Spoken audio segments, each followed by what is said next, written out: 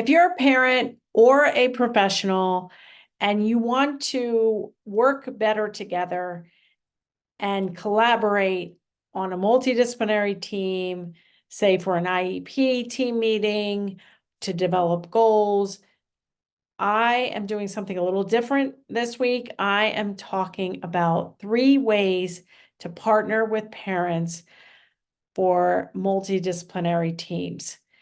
This is a lecture I prepared to be on a panel at the National Autism Conference in early August of 2024. And I thought I would give you guys a little synopsis of what I presented on during this multidisciplinary evidence-based panel. So let's get to the 3 ways to partner with parents.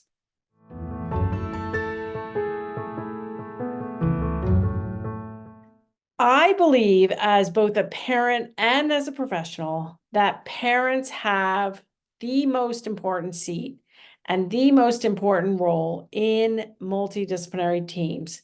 And while you can picture an IEP team meeting, and for kids that are on the autism spectrum, those tables, those IEP team meetings have usually, I don't know, in my experience, they've had 8 people, at least 5 people at the table, if not 8 or 10 or 12.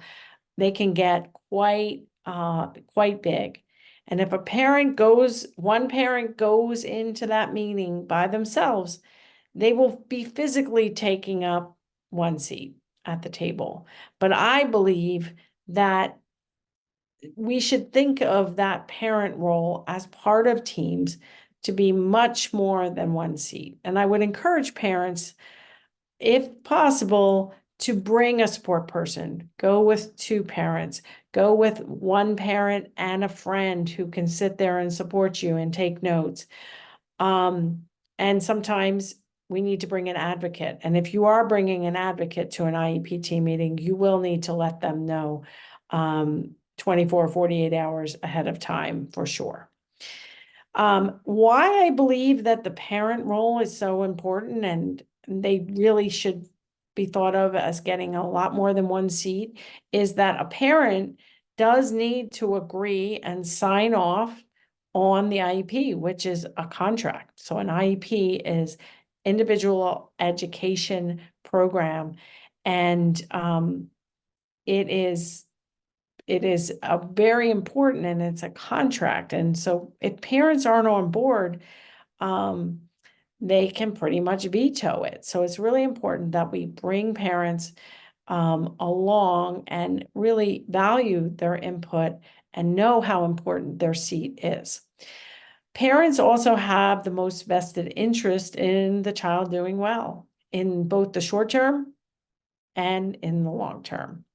And when you partner with parents, which I know so many of you that are listening already do all of these things, when you partner with parents, they will help generalize skills and the child will make more progress. So I'm going to go over 3 ways to partner better, more effectively with parents. So the first way is, I believe we should assess both the student and the family strengths and needs at home and in the community, not just assess the student at school, thinking about school things only. And I want to tell you a little story about an interaction I had in a family I worked with many years ago. It was within the Verbal Behavior Project. I was the lead behavior analyst. That project is still going strong. It's the Patton, P-A-T-T-A-N, Autism ABA Supports Initiative. But regardless, this child, we'll call him Tommy, was 6 years old. It was the beginning of the school year. I had only been in a few times to observe the classroom, and Tommy seemed to have some skills. He had a few words that I heard. He had relatively low problem behaviors at school. And I observed him eating corn chips and French fries and those sorts of things.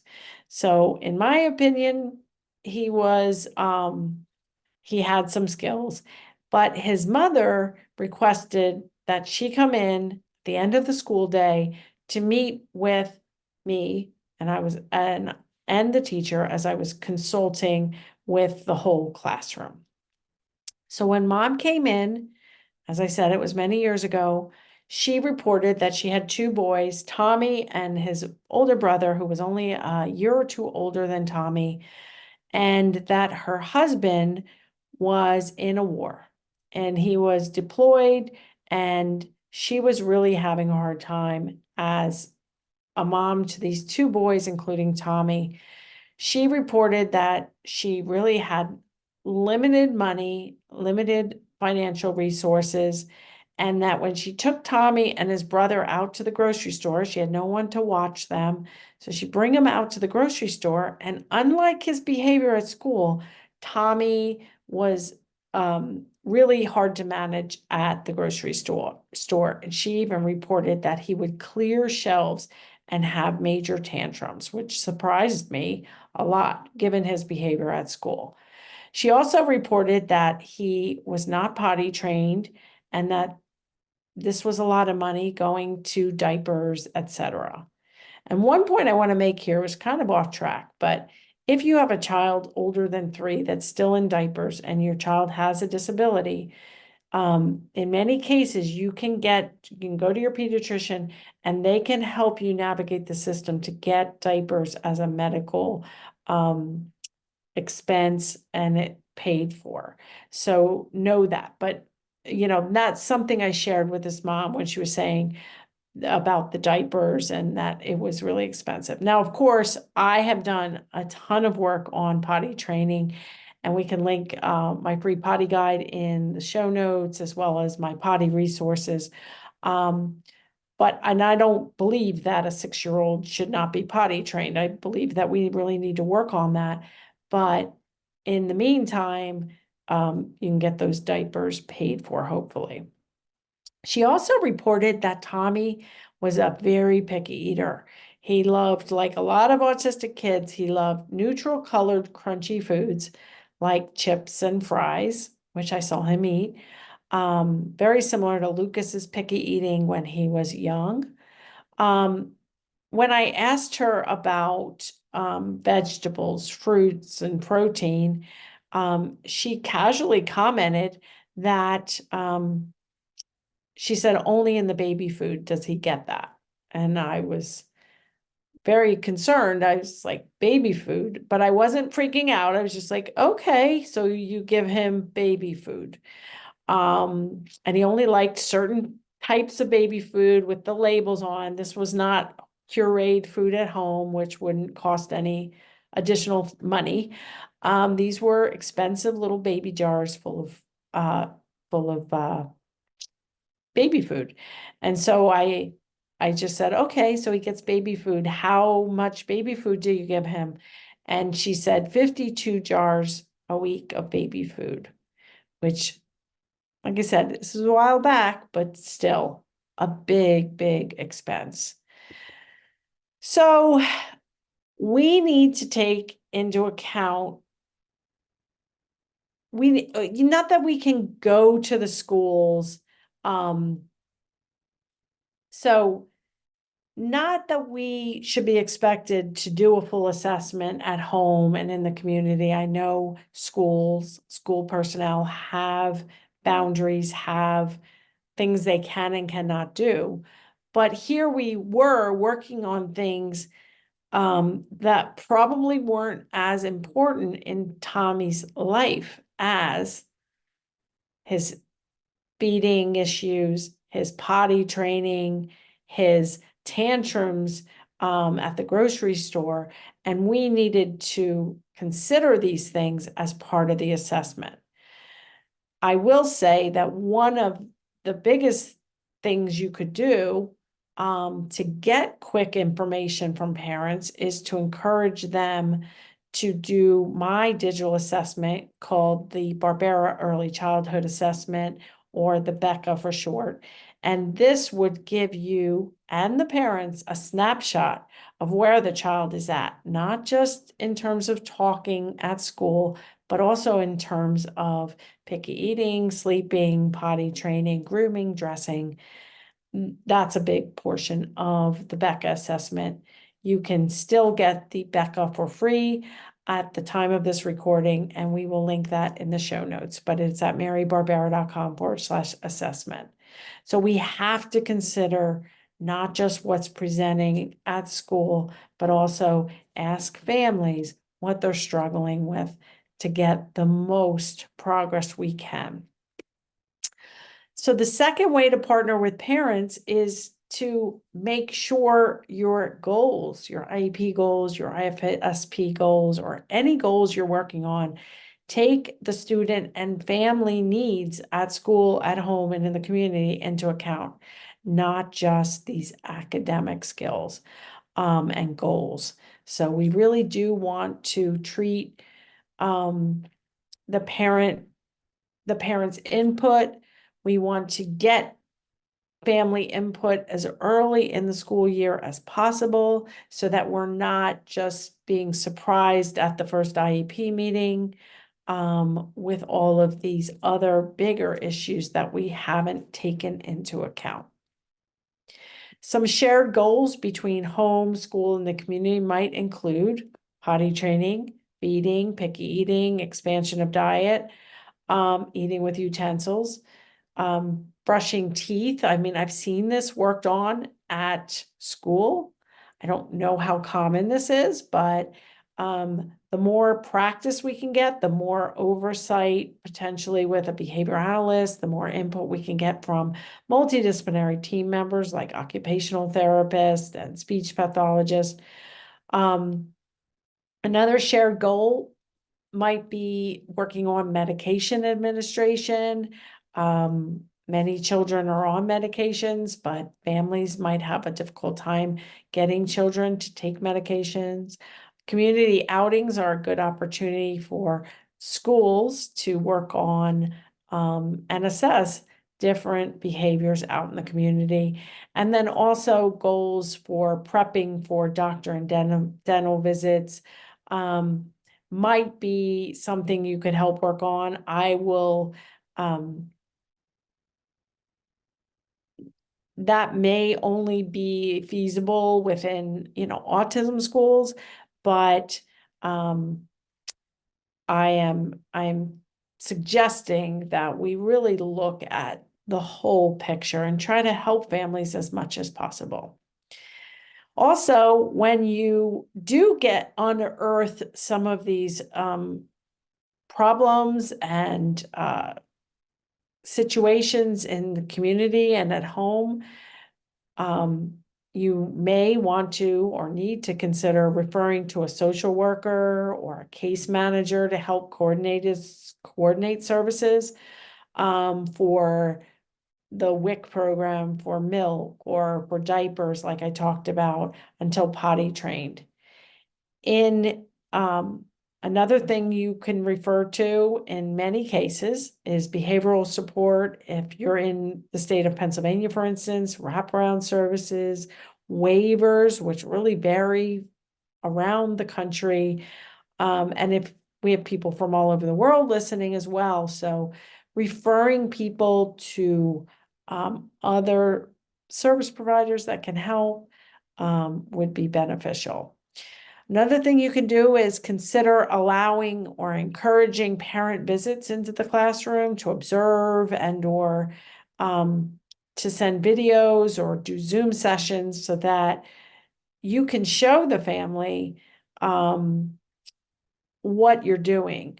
For Tommy, we didn't know he was throwing major tantrums and swiping things off the shelves at the grocery stores. But if we put our heads together and we get more information about how we might be able to prevent that and work with that family so that they can take Tommy to the grocery store without a problem, would be huge.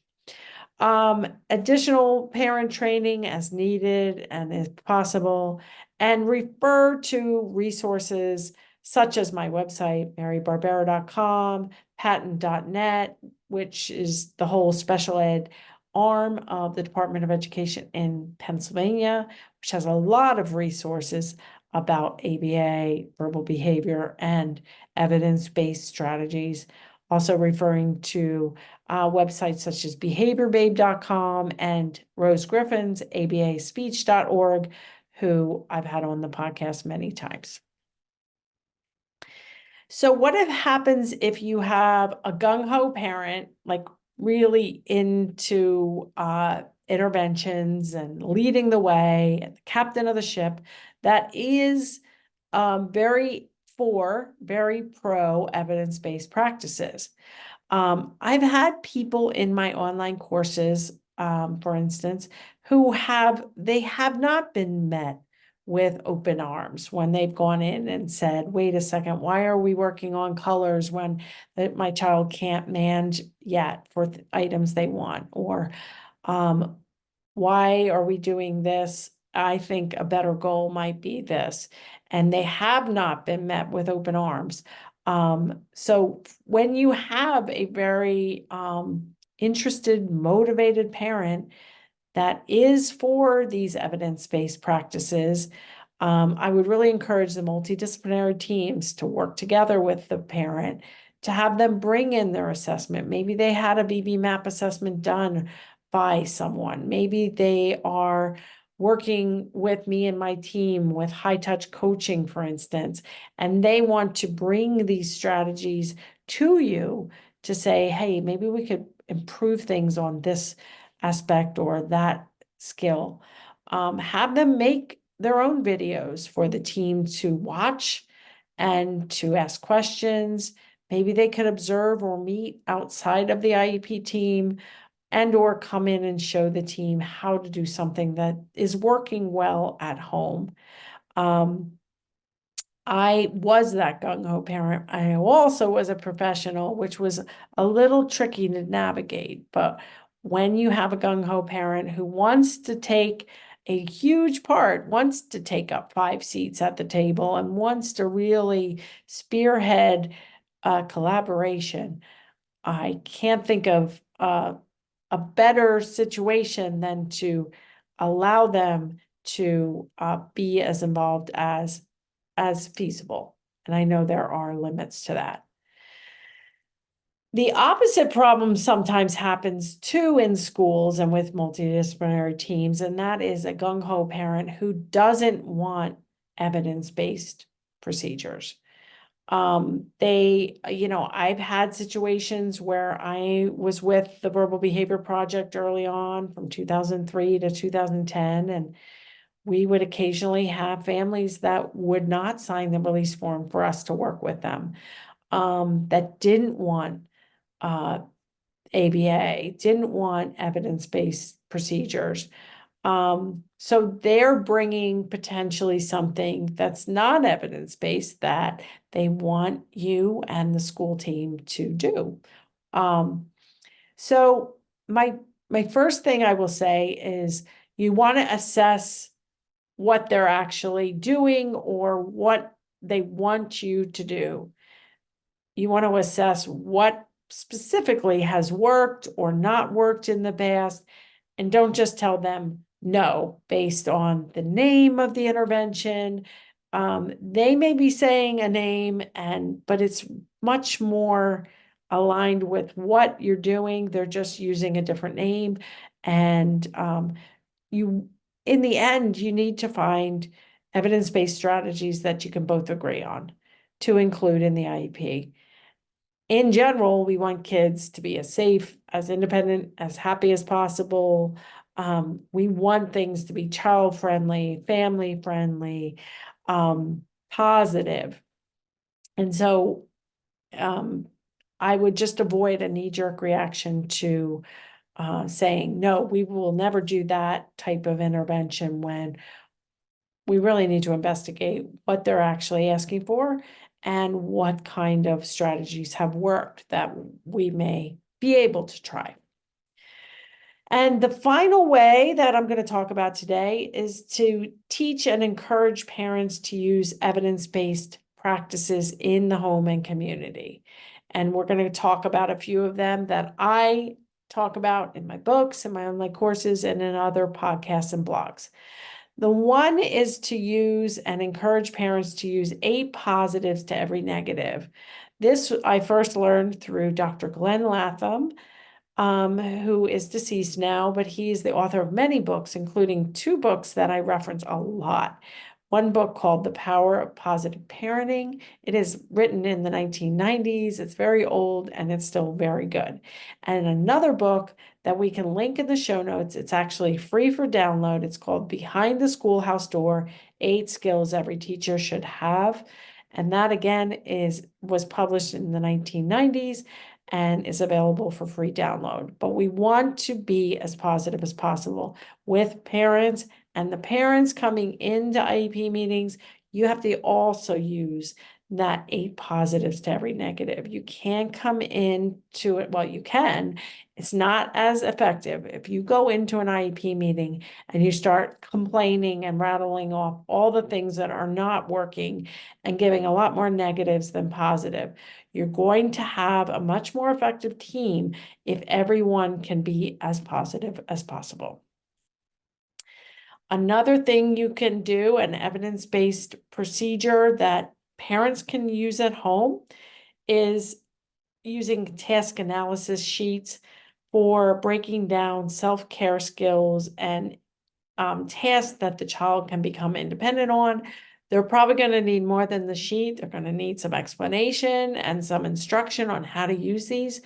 But in the end, we will, in the show notes, we'll include the Barbera Method task analysis sheet.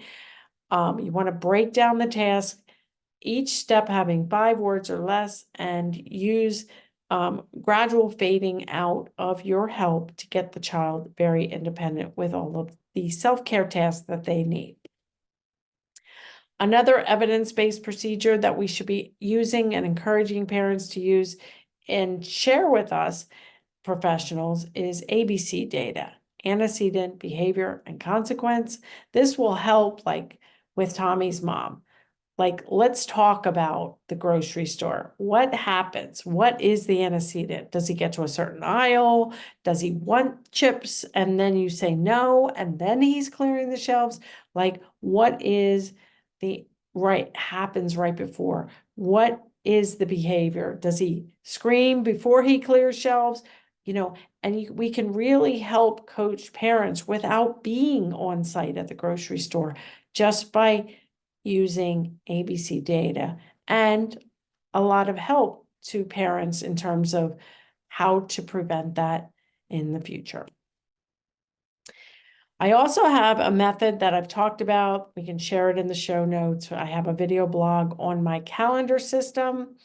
I talk about this in my Turn Autism Around book as well. This is a physical calendar that you can use to keep track of problem behaviors, to keep track of any new medical or behavioral treatments. We can, if sleep is a problem, we can encourage parents to keep track of sleep and naps and use of melatonin or other sleep supplements. And then we can encourage the parents to bring the calendar, the physical calendar, in to meetings with us, to physicians, and I think it's super helpful. So that's another evidence-based procedure we can use to encourage parents to keep and share easy data. And finally, I do recommend that we don't just use communication logs with a bunch of smiley guys, and that we are really diving into giving parents, and parents giving us, many more details of our shared goals, and that we can really make a difference and partner with parents.